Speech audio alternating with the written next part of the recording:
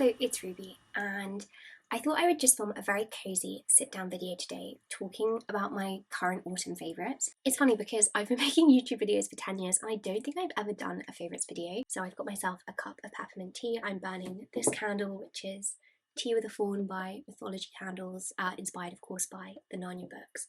And I actually do always write down my monthly favourites in a notebook, but I just never share them. This is going to be very eclectic, but I just really like watching videos like this. I feel like my interests are very seasonal, and it's really funny because when going into a new season, when going into a new month, I find different parts of my personality resurfacing and different interests like coming to the forefront, and I suddenly really love doing this thing again, or I'm really craving watching a particular movie. And I think that's really cool, the way that we change in line with the seasons, and I always take it as a reminder that we are meant to live seasonally to some degree, even if in the way that society is structured, it doesn't kind of support seasonal based living.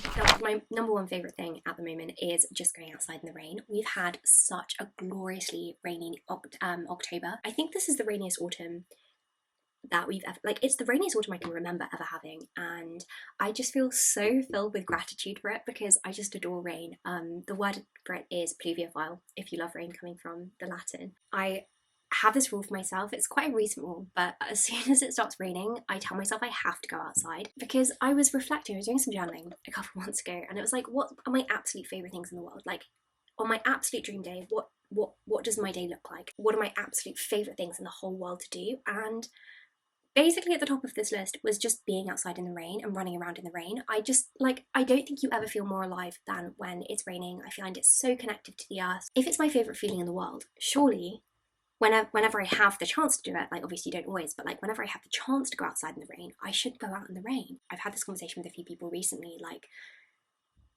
the things that we really love and the things that we care about the most, which often are really, really simple things, we don't end up prioritising or making time for because they are so simple. Yeah, that's my big one. The other thing is journaling. I've been so into journaling this autumn.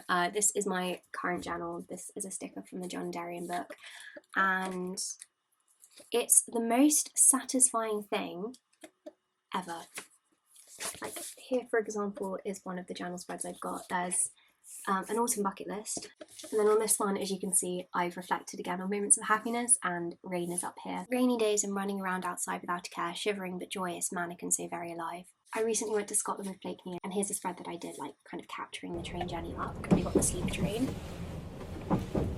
But I've just really enjoyed this for a medium of keeping track and like preserving moments. It's a lot like keeping a diary, but I really enjoy like the junk journaling element and the fact that they just look so beautiful as pages. I call it like cozy desk time. I love activities which involve cozy desk time, especially in autumn, especially when it's raining, especially when you have a mug of tea. Then for books that I've really been enjoying, I've got to say I've had a really bad reading season so far this autumn. I've read some good things, but I've had a lot of disappointing books, and quite a few books that I've started and then decided not to finish because I just really wasn't enjoying them, and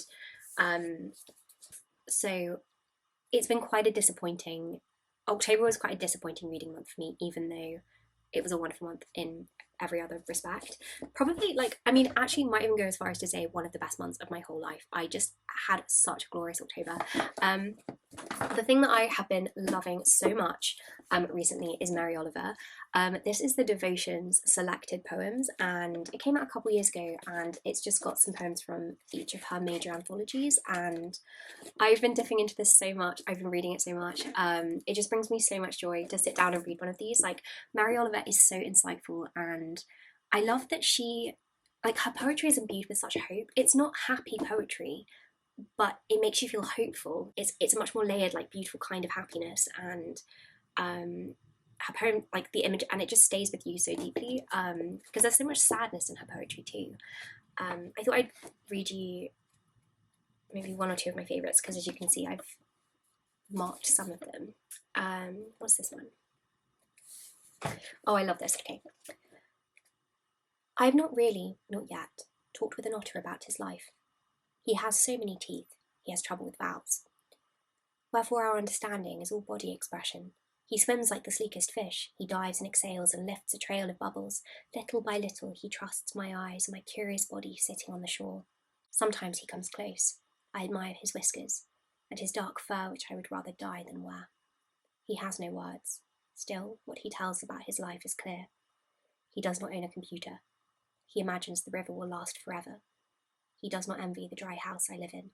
He does not wonder who or what it is I worship. He wonders, morning after morning, that the river is so cold and fresh and alive, and still I don't jump in. Oh my goodness. How beautiful is that? I did also get this collection, From the Depths and Other Strange Tales from the Sea, which is by the British Library, and I haven't loved all of the stories in this, but there are quite a few that I have liked. I really do love like kind of ghost stories which are set at sea. I feel like it's the perfect spot for it, because the seas are so expansive and elusive, and I feel like just mystery and the sea go very well together in stories. All of these are kind of classic writers as well, and then it gives you some information about the author at the front before you read the story, and they've tried to choose stories that aren't very well known, which I really like. And the other book which I picked up in Scotland and I've just adored is The Little Book of Scottish Rain. This is just delightful, it's so wonderful. Basically, it's got all of these different words for rain. Because rain is so prolific in Scotland and there is just so much rain, there are so many different words used to describe rain and the different types of rain, because obviously there are so many different types of rain. It's not all the same. You've got like torrential rain, or you've got drizzle, and oh, I just love this. There's a raff, which is a sharp shower. Hagger, which is when rain drifts down as a gentle and very wet caress. Oh my gosh. A dag is a heavy, never-ending drizzle, and then all of them have these funny little cartoons next to them.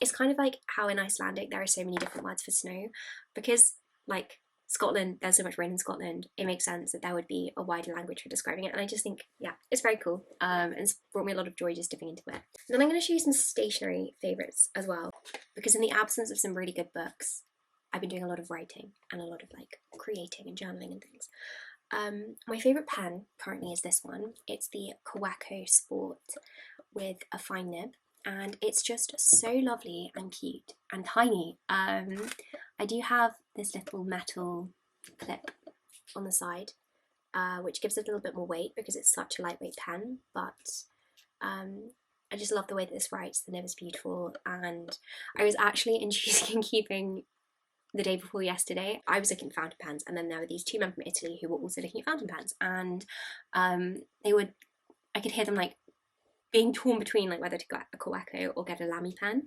and so I was like, oh, I'd highly recommend the Kaweco, it's brilliant. And then I was like telling them why it was so good, and then they both ended up getting a Kaweco Sport, which is quite cool. I've also, again, just to like show my journal, these notebooks I've been loving. They're from Muji, and the lovely Edward Gorey sticker on the front. These are the 5mm grid notebooks, A5, 30 pages, and I think they're about £2 each, and I just think they're such a lovely size and very portable, and yeah, I get lots of questions about those ones too. Favourite tea recently has been this one. It's the Jasmine Pearls Green Tea from Fortnum & Mason. I'm just going to show you. These are pearls. I love jasmine green tea. It was my first favourite tea. It's like the first tea that I liked as a child. And these are pearls, so when you put them in hot water they unfurl, and it's just such a beautiful visual experience. It feels like art when you're watching it, as well as the tea just tasting amazing. And so I picked up this little pot and I've been liking using this. I've also put down here my favourite scent has been this, it's Fireside from the White Company, and it smells, I mean obviously it smells like burning wood. It really, really does though. It's like so deeply spiced, and it smells like a pine forest, but mixed with a really cozy evening, or like a Sunday evening inside with your family. And it smells like that coziness. It smells like the coziness of a Sunday night. It says it's smoked wood, birch and amber. Another thing I really enjoyed in October was the Dunelm Delivering Joy tags. I found out about this on social media last year, and I was too late to actually go ahead and do any, which I was quite sad about because it's such a wonderful project. But this year I went early with my mum and sister and we picked up some at the beginning of October. So I picked up 3 tags.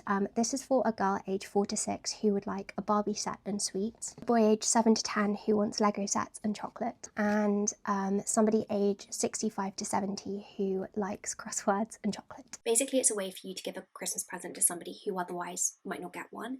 Dunelm pairs up with local charities, and then through the charity, people can like write down on one of these tags what they'd like for Christmas. If you're based in the UK, it's something I'd really recommend looking into and doing. Please, if you can, like pop in a book as well, because the latest statistics came out from the National Literacy Trust, and currently 1 in 11 children under the age of 18 don't own a single book, which is actually terrifying as a statistic, because reading is so important for children's like educational development. It's like the #1 predictor of how well you're going to go on to do in school. Another thing I've been really loving this month is antiquing online, and I've been really obsessive about it. And it's not even because I'm wanting to buy loads of things or anything, it's just I'm really enjoying the process of like finding and like seeking things out on eBay which are antique. I've been like looking through all of these like antique dresses and things. I just think it's really cool because when something is listed on eBay, and because antiques sometimes are like one of a kind, you end up seeing all of these really interesting, unique objects. And I never thought of using eBay as a search engine, but it can be a search engine, and I think it's pretty cool. However, as a result of this slightly bizarre hobby which I picked up, I also have bought a few things. I bought 2 antiques recently, and I thought I would show you because I have just been obsessed. Now, because one of the main things I've been looking for is manuscripts, I did buy this food as medicine potions book sort of thing. I made a whole video on this and used it to explore the relationship between herbalism and witchcraft. Yeah, so I loved looking through this and learning more about it. And then the other thing, and oh my gosh, this is just crazy. Sorry, it's in this plastic bag because I just don't want it to get damaged. But because I've been looking at so much vintage Victorian clothing, I found this and I just fell in love with it. It's a 1880s bodice, and it's just stunning. Like the lining as well, this beautiful like rust coloured lining. These are the buttons, and they look like kind of acorn hats, if you can see. And then I will show you one other clothing item I've been loving, which is this jacket. It's this beautiful sailor jacket. Honestly, like the collar is so unique and it's lined with velvet. And I mean, I don't want to sound dramatic. I feel like often I sound dramatic with things like this, but I'm going to put it on to show you. But I've genuinely been looking for a jacket like this since I was about 11 because I love the sailor style. I love sailor collars, but I have never been able to find one. And especially like if you think 2011, 2012, 2013, like what stuff was popular, like sailor collars, I never ever could find. And then I was in this shop with my friend and I saw it and I just knew instantly that I had to get it. Like literally, this is like a dream of a jacket and I've worn it so much since I got it, and I just, yeah, I'm obsessed with it. It's from the Tiny Big Sister, if you're curious. Another thing I loved was the Highland Bookshop in Fort William, which Blakeney and I went to when we were in Scotland, and it was just beautiful as a bookshop, and like so cozy, and there were so many books in there that I'd never seen before, which was really cool. There was a lot on like Scottish history, and then literature based in Scotland, literature by Scottish writers of course, and like the selection was just incredible, and there were so many books, as I say, that I'd never seen before. Another bookshop which I loved is this one. It's a postcard from it.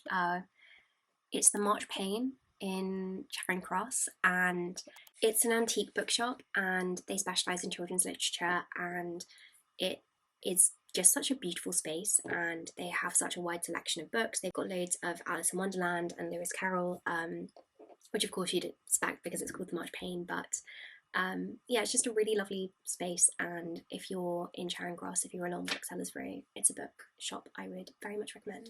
I think maybe I will also share like some music and then I will end this video, but I've actually recently found some really good music because I saw Blakeney and we always exchange music when we meet.